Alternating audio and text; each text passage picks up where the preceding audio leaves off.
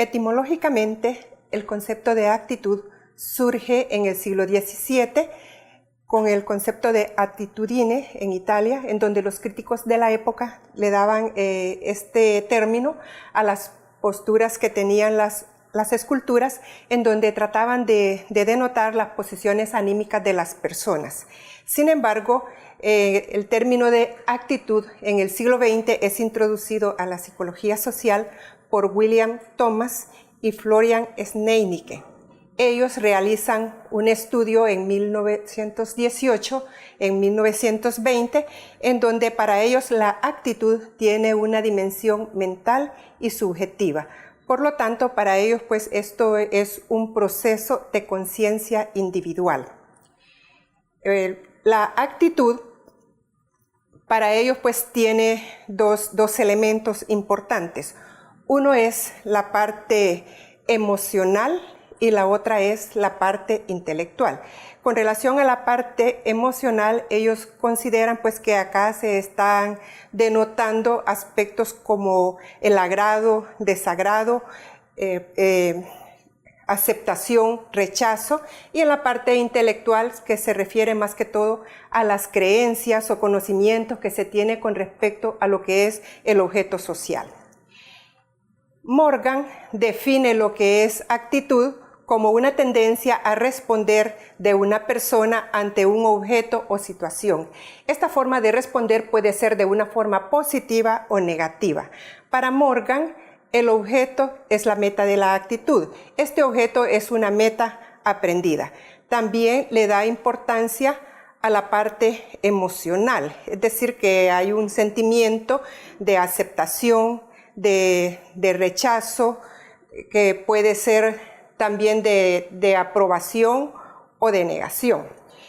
Para Morris y Maisto, la actitud es una organización relativamente estable de creencias evaluativas, sentimientos y tendencias de conducta hacia un determinado objeto.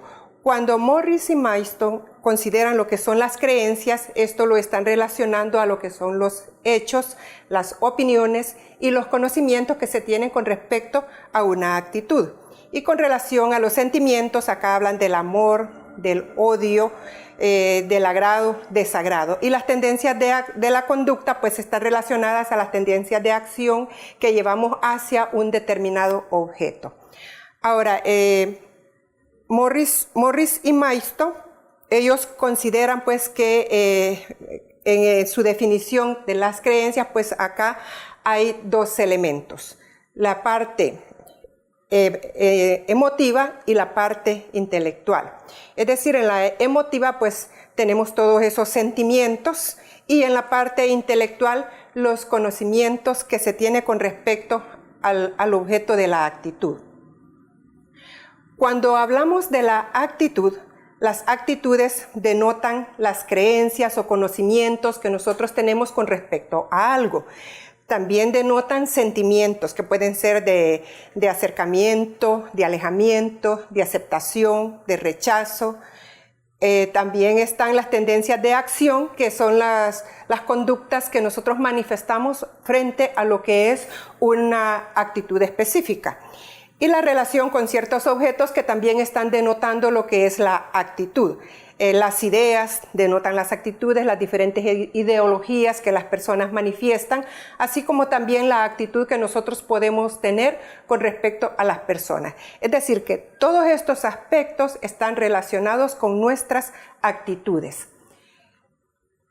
Cuando nosotros hablamos de la actitud, esta forma parte de las características de la personalidad, así como también no nacemos nosotros con las actitudes, pero las vamos adquiriendo, las vamos desarrollando dentro del proceso de socialización y estas pues a su vez también son dinámicas porque van evolucionando.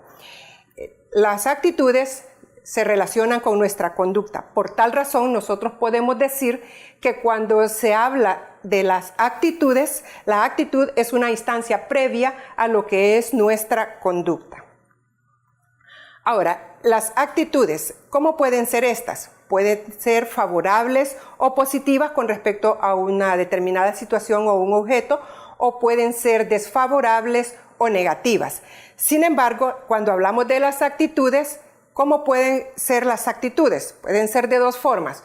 Una es cuando nosotros las manifestamos abiertamente, las estamos exteriorizando y las personas dan a conocer la actitud que tienen con respecto a algo.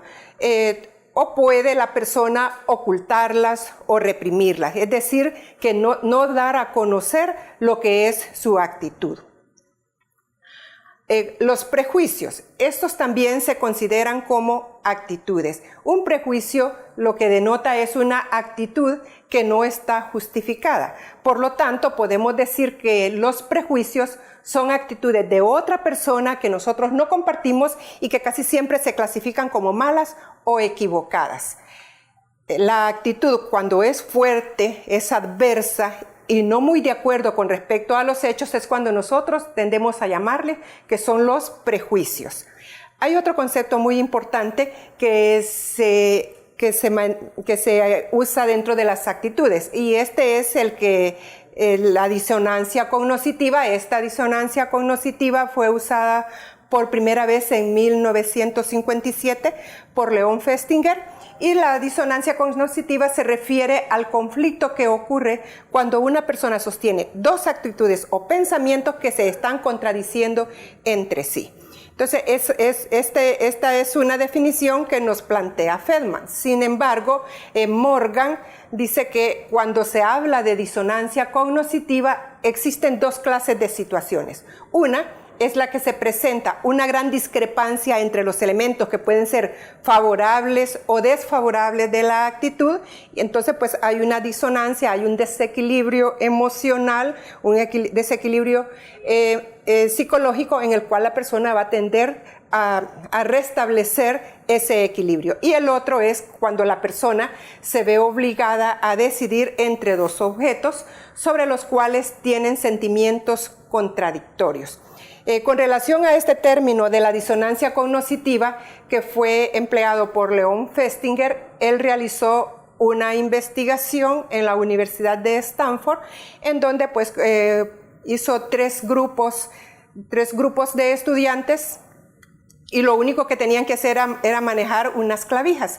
Sin embargo, pues al primer grupo no se le dijo nada, al grupo 2 se le dijo que tenía que mentir y se le pagó $1, y al grupo 3 pues se le pagó $20 por el experimento. Después se les llamaron y se les preguntaron pues cómo había sido su experiencia en el experimento manejando estas clavijas. El grupo 1 y 3 dijeron pues que había sido aburrido, y en efecto eso es lo que ellos habían experimentado. Y el grupo 2, que fue el que se le pagó $1, a este grupo pues dijo que había sido interesante y que había sido muy atractivo el experimento. Sin embargo, no había una congruencia entre lo que realmente habían experimentado y lo que ellos dijeron que habían sentido. Cuando hablamos de las actitudes, la mayoría de psicólogos sociales siguen el modelo ABC de las actitudes que fue planteado por Rajewski, en donde él considera pues que comprende tres grandes elementos la conformación de las actitudes. El afecto, que se refiere a toda esa carga sentimental, esa carga emotiva. La parte conductual, que es la manifestación de la actitud cuando nosotros tenemos esa tendencia de acción hacia algo, y finalmente pues la parte cognitiva, que es la creencia con respecto a lo que es la actitud. Podemos entonces ver cómo las actitudes se conforman en base a estos tres elementos. Primero encontramos la parte cognitiva, que es el conocimiento que tenemos con respecto a algo. Con ese conocimiento que nosotros tenemos con respecto a esa información que recibimos con respecto a algo, que puede ser una persona, un objeto, una situación, nos formamos vamos a la parte afectiva, en donde le ponemos la carga sentimental, que puede ser de aceptación o de rechazo. Con esa carga afectiva que se le ha puesto a la información, nosotros actuamos. Está la parte motriz, la parte conductual, en donde nosotros ya manifestamos nuestra actitud, que puede ser favorable o desfavorable. La formación de las actitudes puede explicarse a través de lo que es el proceso de aprendizaje. Dentro de ellos tenemos lo que es el condicionamiento clásico, en donde las personas desarrollan asociaciones entre diversos objetos y las relaciones emocionales que les acompañan. Aquí debemos de recordar lo que es el experimento de Iván Pavlov con los perros, en donde daba un estímulo y se esperaba una respuesta. Entonces, en el condicionamiento clásico, ¿qué es lo que obtenemos? Que ante un estímulo específico se espera una respuesta determinada. Entonces, acá se da un condicionamiento por asociación, porque se van reforzando pues esas conductas. En el condicionamiento operante, las actitudes que se refuerzan, ya sea de una manera verbal o no verbal, tienden a conservarse. Acá, cuando hablamos de condicionamiento operante, cuando se refuerza positivamente una conducta, esta tiende a incrementarse y también a desarrollar nuevas conductas. En el condicionamiento operante se da también un condicionamiento por asociación, al igual que en el condicionamiento clásico. Y en el aprendizaje vicario, la persona aprende mediante la observación de los demás. Es decir, que podemos aprender observando a un maestro, a un amigo, a un familiar, a nuestros padres. Es decir, se da el aprendizaje por observación, no necesariamente por contacto con el objeto. Cuando hablamos de este aprendizaje vicario, los niños asimilan actitudes o los prejuicios de los padres. Como ya hemos mencionado anteriormente, cuando hablamos de las actitudes, no nacemos con actitudes, pero estas tienden a irse desarrollando en el desarrollo de nuestra vida, y también el proceso de socialización influye bastante. Dentro del desarrollo de las actitudes encontramos la influencia de los padres. Esta se inicia desde el nacimiento hasta la pubertad. Las actitudes del niño son conformadas primordialmente por sus padres. Así tenemos que el niño, como está en contacto con sus padres, va adquiriendo actitudes de ellos, y podemos observar algunas veces que el niño tiene actitudes de lo que son sus padres. Por ejemplo, un niño puede decir, mi mamá o mi papá no quiere que yo preste mis juguetes o que no me relacione con alguien, porque esa actitud es aprendida de los padres. En el periodo crítico de la formación de la actitud, esta se da al inicio de la adolescencia, entre los 12 y los 30 años, en donde las actitudes van tomando ya su forma más definitiva en la persona y tiende a tener menos cambios. Acá intervienen pues 3 factores importantes. Uno de ellos es la influencia de los compañeros. Los compañeros son personas más o menos de la misma edad, tienen el mismo nivel de instrucción, y el adolescente tiende a permanecer más tiempo con sus iguales y menos tiempo en casa. Es decir, con sus padres ya el tiempo que permanece con ellos ya es menos, no como cuando estaba pequeño, y permanece más tiempo con los amigos y con los conocidos. Es decir, que va introyectando actitudes de sus amigos, de sus iguales, de sus compañeros. Otro aspecto es la información en los medios de comunicación.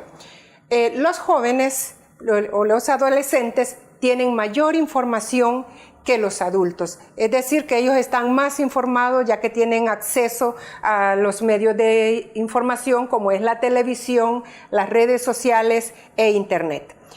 Otro elemento que influye acá en la formación de las actitudes del periodo crítico es la educación. La educación se destaca y juega un papel muy especial, ya que la influencia es muy grande. Tenemos pues que los hijos tienden a tener un mayor nivel de instrucción que los padres, es decir, que cada generación recibe más instrucción que la generación anterior en la mayoría de los casos. Y en la adolescencia y primera juventud, Morgan pues la divide la adolescencia entre los 12 a los 21 años y la primera juventud de los 21 a los 30 años. En la adolescencia es donde se van conformando ya las actitudes, estas tienden a tener menos cambios, y es precisamente en la primera juventud donde se van a cristalizar o a congelar y que van a tomar su forma ya más definitiva. Acá en la adolescencia y primera juventud intervienen algunos aspectos, como por ejemplo la identificación. En la adolescencia las actitudes tienden a tener menos cambios, tienden a variar menos. Sin embargo, es a partir de los 20 años cuando el individuo se va identificando en diversos modos. Por ejemplo, ya puede elegir a sus gobernantes, es decir, puede votar en las elecciones, termina la educación media, puede sacar alguna especialización o algunas veces pues también forma un hogar y se casa. Otro es la tendencia a ser conservador. A partir de los 20 años puede existir un ligero cambio en cuanto a la tendencia a ser más conservador, es decir, que ya las actitudes tienden a irse cristalizando, tienden a sufrir menos cambios entre los 20 y los 30 años. Acá pues podría ser que sí tenga un cambio en alguna actitud porque le llega una nueva información, hay una nueva información que le hace que modifique la actitud. Es decir, si tenemos nuevos conocimientos, nueva información, la parte cognitiva va a cambiar la parte afectiva y eso va a hacer que modifiquemos nuestra actitud. Pero ya estos cambios de actitud tienden a ser menos y las actitudes tienden a estabilizarse, a cristalizarse o a congelarse. Ahora bien, hay una relación entre lo que es la actitud y la conducta. Esta relación entre la actitud y conducta debemos considerar algunas variables, como por ejemplo, cuál es la fuerza que tiene mi actitud, cuál es lo primero que llega a mi mente, cómo me comporto ante una determinada situación u objeto. Es decir, que hay que considerar algunos aspectos de la personalidad para saber qué tipo de actitud pues va a manifestar, es decir, si la va a manifestar o la va a ocultar. Aquí tenemos pues que una persona que tiene un alto grado de autosupervisión son aquellas personas que dejan de lado sus actitudes para comportarse de acuerdo a las actitudes de las otras personas. Por ejemplo, una persona que está en una reunión social y el invitado, y hay ciertos invitados que están hablando de ideas políticas, la persona observa la situación, puede ser que no esté de acuerdo con esas ideas, pero trata de ser agradable y trata de pasar un buen rato y reserva su actitud. Es decir, ¿qué es lo que está haciendo? Está ocultando su verdadera actitud y está pues compartiendo pues la actitud de la otra persona. Sin embargo, una persona baja en autosupervisión se expresa y actúa en gran congruencia con sus actitudes. Es decir, una persona que tenga baja en autosupervisión no va a tomar en cuenta la situación y puede entrar en una discusión con el interlocutor y hacer pasar un mal momento en una situación social.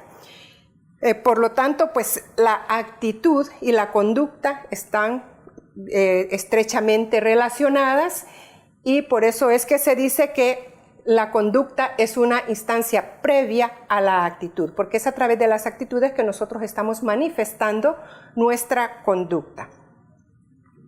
Ahora tenemos acá pues unas preguntitas con respecto al tema, como es la autoevaluación. Tenemos acá una primera pregunta que dice ¿cuál es la relación que existe entre lo que es la actitud y la conducta?